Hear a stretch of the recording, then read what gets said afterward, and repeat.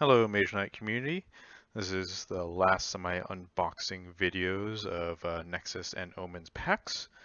Um, so I have three Nexus packs, excuse me, and one Omens pack left to unbox. So let's get to it. So 3 packs left is not a lot to get what remains of the Atlantean Empire figures I need, which is a Brass Assassin, General Nendu, or Magus and Nendu, General Russo, a Submersible Golem, and a Zandressen Captain. But that could always happen. So let's see. So first is actually a very good start to that because I got General Russo. So this guy is actually colored appropriately, unlike the Atlantean Golems. 73 points, not bad. 135-degree arc, Imperial Legion. Starts off with kind of like his Uprising counterpart. 12 attacks, sweep, 4 damage. Pretty nice with a 135-degree arc. Unfortunately, he drops it off immediately, so if you want to keep it, you can't surge him. And he goes down to, I think, Weapon Master, I think similarly to his 1.0 counterpart. Maintains command, gains Crushing Blow, which is handy. And his damage drops off a little bit, but that's fine with Weapon Master. Attack stays fairly stable, gains parry with 16 defense, which isn't too bad. And then once he loses Weapon Master, he loses a lot of it. Does have 2 slots of Demoralize, which is handy for Imperial Legion sub-faction. But he's overall not an awful figure. Not particularly great, though. Particularly because you can't really surge with them effectively. But overall, I'm very happy to have him. Add him to my collection. Let's see if I can get that luck with the rest of the figures. Next is the Zombie Baron. Now this guy in 1.0 was a monster because he had a decent range. I can't remember what it was, but he had limited invisibility and a strong attack. Now unfortunately, this guy is significantly worse, or at least starting out significantly worse. One, he only has a 9-inch range, not great. 2 damage at range is really what hits him bad. He has a good attack, a 13. Ghost Form, 17 defense. 2 damage necromancy, which is nice, but he doesn't gain anything like Mage Blast. In fact, his melee attack or his melee damage gets up to 3. Has regen later in the dial, which is very nice to keep him alive. 1, 2, 3, 4 can get up to almost his first dial slot, but because of that 2 damage at range, he can't really be that well used. I guess you could equip him with Staff of the Silent Citadel. But he's a far cry from his original incarnation. Cool sculpt, though. Let's see what else. We have a figure that I got already from my last video, I think. The Wilden Bandit, which is a pretty decent archer. Very good for hiding and hindering terrain. I won't talk about her too much. And the last one from this set, which is, I think, significantly better than its original incarnation. Not that good of a figure still, but has something notable. It's the Spirit Lord, race, different, or same model rather, as the Possessing Spirit from Pyramids. I actually like the Pyramids paint job better because this is mostly just a bluish gray paint job. He is 59 points, which is relatively cheap. Has augment, but only has 10 attacks, so it's not that useful. Notable thing, Ghost Form and 19 defense, which is a lot for 59 points. Very difficult to deal with. 10 attack, 3 damage makes him a decent beater. Maintains the exact same stats from slot 1 to slot 2, except gains Venom with 180-degree arc. So this is actually a pretty good unit. Decent little harasser, decent little bruiser, very frustrating to deal with because of that Ghost Form and very high defense. Gets Vampirism a little bit later on, so it can go back up a little bit, and overall a pretty unique and strong unit, especially considering its shift, which generally doesn't have the best stuff. So impressive for the last figure from that pack. overall, happy with that pack. On to Nexus pack number 2. So first of all, another copy from previous pack, the Dwarven Hammer Skull. I went over his dial a little bit more in my last video. Reprint from Unlimited Mass, or Unlimited rather. Very powerful close combat figure.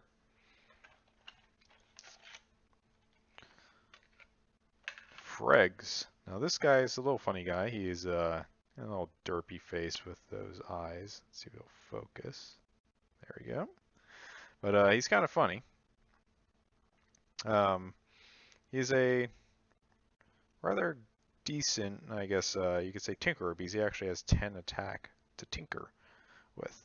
But at 36 points, that's really all he does well. He is, I guess, Pathfinder, which is not awful. He has 15 dodge, and he can hold his own a little bit in combat with 10 attack and 2 damage, but he's really meant for tinker, which is kind of interesting considering the orcs don't really have golems, but I suppose you could just run him cross-faction. But not that great of a figure now. His original incarnation in Pyramids also was not particularly good. Oh, now I see 2 figures that I'm very excited about. First is Dragon, or I was thinking the original one from Dragon's Gate was Dragon Slayer. This is Dark Berserker, his Apocalypse incarnation. Very cool figure, holding this like a dragon, or I guess snake head almost, on his pike, holding his sword inverted like that. Very cool troll. Apocalypse faction this time instead of just Mage spawn before. Strong figure before. He had ridiculous stats, but was held back kind of by frenzy. Let's see how he looks like this time. 8 move is unfortunate because I believe he was faster in his 1.0 incarnation. 11 attack sweep, well 13 I guess attack sweep effectively. 126 point, 180 degree arc. 4 damage is nice. 17 invulnerability is also strong. Keeps that invulnerability for number 2, so he can surge into a slightly weaker attack but gains 5 damage crushing blow. But then he gains frenzy. And he maintains 5 damage for 3 clicks, which is very potent. Damage starts to drop off, but it's still pretty good. But the problem is he has frenzy for the rest of his entire dial. So if you're able to turn off frenzy, I think there is a spell maybe that does that. You can use him a bit more effectively, but he is a complete bruiser. And you really need a way, though, to heal him. Because if you don't have a way to deactivate frenzy, he is going to be taking a lot of damage. But strong piece nonetheless. Very cool sculpt also. Very happy about that. Now the last figure from this pack I'm also very happy about because he is a very cool sculpt. The original incarnation is very strong, and let's see how this one is. It is the Possessed Draconum. This time possessed by the Apocalypse faction as opposed to the Solanavi faction. The original one was a very cheap, roughly maybe about the same points or close to it. This guy's 68 points. Let's see if we can get that there. Very strong figure. The first one was plagued by Cursed, which in 1.0 was more damning than it is now. This guy starts off with 10 speed, 10 attack, Terrify, magic resistance, 3 damage. Not bad for, I guess actually pretty good for 68 points, but let's see what happens when he surges. Gains Cursed and magic resistance, which is a funny combination. I guess if it gets hit, which is very tough at that point, take extra damage, but 12 attack, 5 damage, complete beating for 68 points. Maintains that for a second click, although the defense really drops off. Defense continues to drop off, but has very good attack still at 10 and 4 damage, and then it really tanks from there, which is, and actually comes back a little bit at the very end, goes from 8 attack, 3 damage, 9 attack, 3 damage, 10 attack, 4 damage. So the Possessed Draconum, I think the first incarnation, similar idea, is exceptionally powerful start, but drops off pretty quickly. This guy, same idea, but he comes back at the end. Very, very good figure for 68 points. A very cool model also. Something I'm very happy to have opened. these couple packs have been pretty great so far, so I'm happy about that. Let's open our last Nexus pack. I got another Atlantean figure, one that I already got off of another collector online. It is Sharis. I'm not sure if this is a guy or a girl. They have very red lips, actually. But it's an interesting one because it's a flying Mage Blaster for Atlantis. Don't find that too often. 10 range is not that great, but flying helps. Pierce and Mage Blast, very handy. The attack is stable, but not that great, 11, and then drops to 10. But not a terrible figure, but at 100 points, that is quite a bit. But I guess it's unique for Atlantis to have this type of figure. Figure number 2 was originally is a remodel from Unlimited. Originally the Order of Ulrich. I guess this new version is the Vlad Crusader, switching sub-factions. I think the Ulrich sub-faction got wiped out, maybe in the lore. Anyways, Order of Vlad sub-faction, so constant vampirism, which is very handy. 9-inch charge, 11 attack weapon master, 3 damage, 16 defenses. Unfortunately not great, but toughness helps out. You can't see it from his cape, but he does have a range of 9 attack and 2 damage, so if you really had to hit from range, it's there as an option. Command also handy. Drops all that immediately after a surge, which you wouldn't have to surge with the, you wouldn't have to surge with charge.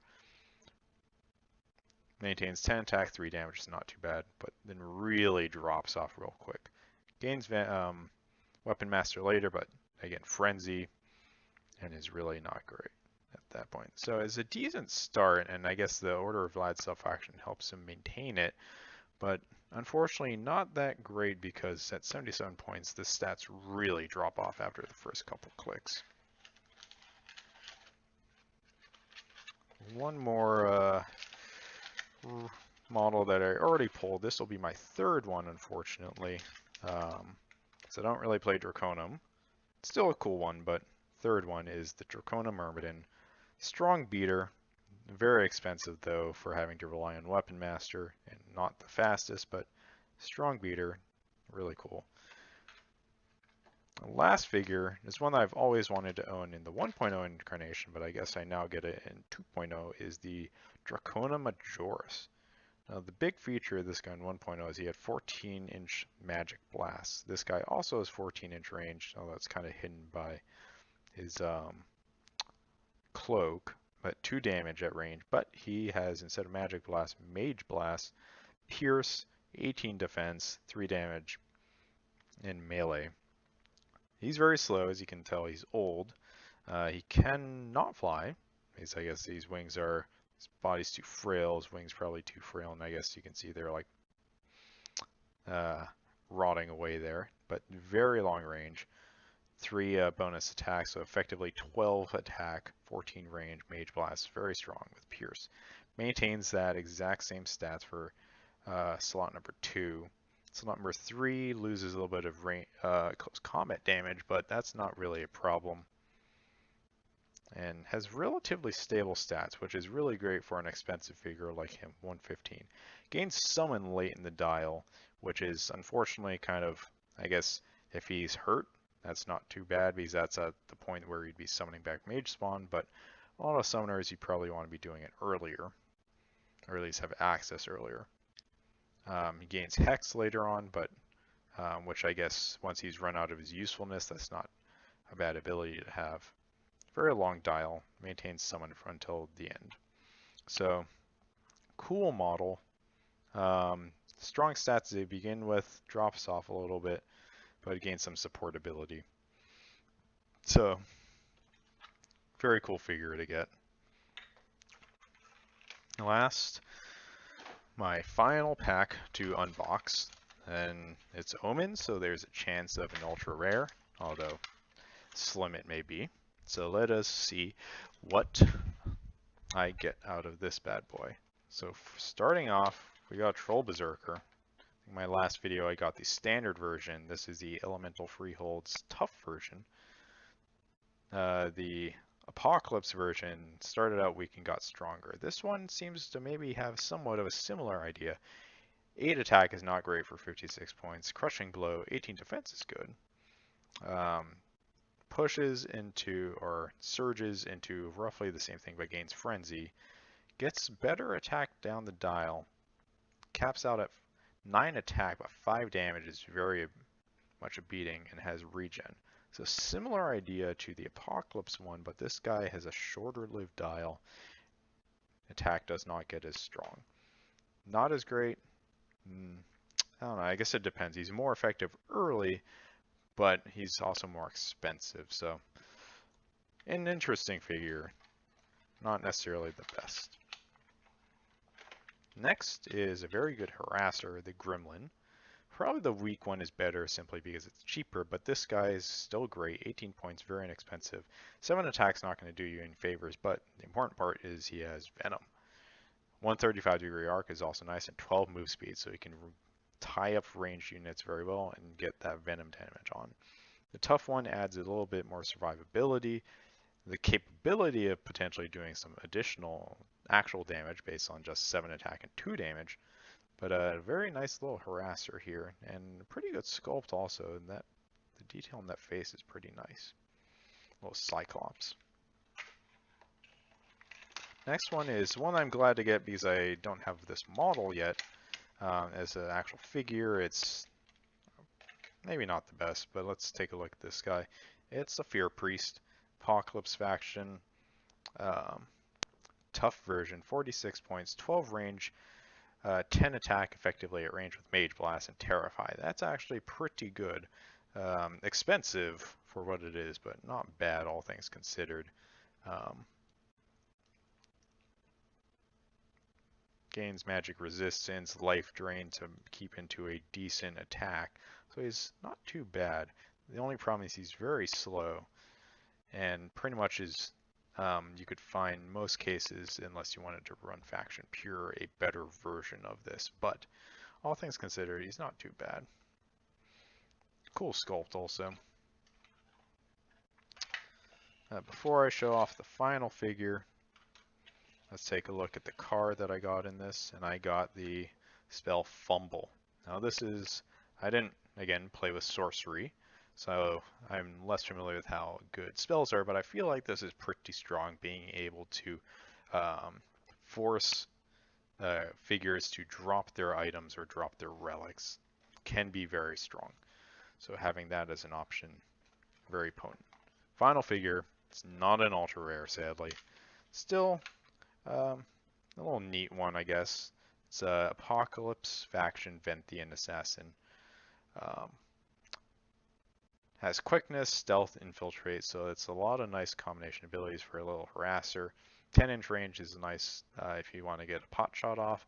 9 attack, 2 damage in close combat. Gains 9 attack, 3 damage. Maintains that quickness, which is nice.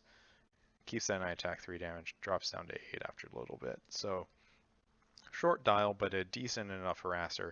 A little expensive to be harassing, but not all that bad, all things considered. So a lot of good figures in this haul. One fewer pack than my other videos, I believe. Got General Russo, which I'm happy about. Possessed Draconum. A few other nice stuff. Dark Berserker. So that is it for my unboxing videos. Hope you enjoyed them as much as I enjoyed opening these. It's hits in this nostalgia real hard. And there's been a lot of these unboxings recently, so kind of inspired me to do this. But that's it for now. Thank you all for watching, and I guess keep cracking packs.